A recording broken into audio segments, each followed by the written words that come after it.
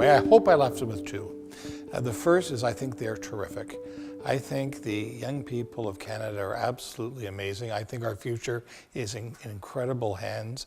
I think they're going to go on to do things that we couldn't even dream about. And I hope they've got all the confidence in the world to do that. So that's the first message I hope I left them with. The second message I hope I left them with is in that whole area of risk, of reputation management, crisis management, and response, that this is something that's going to become more important in their careers rather than less. And while we know a lot about it today, the one thing we really know is that it's going to continue to change throughout their careers. Well, I think when it comes to their own reputation, I think honesty, integrity, and straightforwardness, authenticity are going to be very important. You know, I think a lot of people my age are giving them a lot of advice, saying, worrying about what they put onto Facebook or Snapchat or Instagram or whatever. I think we're actually going down the wrong track on that. I think those values are changing. I think those expectations are changing. I think the people that get into trouble are those who are hypocrites, who say they're going to do one thing or believe in one thing and are exposed for doing something else. I think that's where trouble lies. I think people expect kids to be kids. I think they're quite happy for them to be kids. And I don't think they think when they're going to be 55 and the CEO of Imperial Oil, they're behaving the same way they did when they were 20.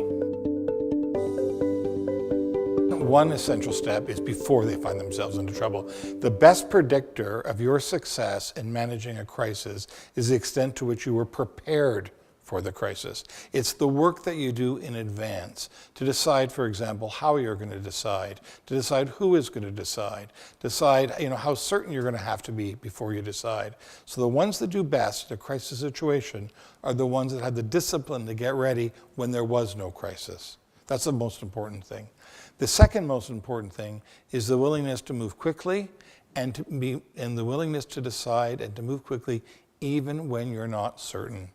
Crises don't give you the same ability to be as certain as they do when you're launching a new product or expanding into a new territory. You need different decision-making criteria in those two places.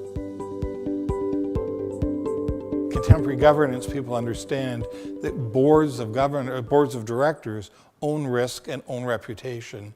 And now that they own risk and reputation, they're directing management, saying, well, if this is going to come back on us, management, I want to see a crisis plan. I want to make sure that you're ready. So I would say now, the last couple of years, we're seeing an increased readiness than we saw in the past. But overall, I think we're underprepared for crises, which for most organizations are inevitable.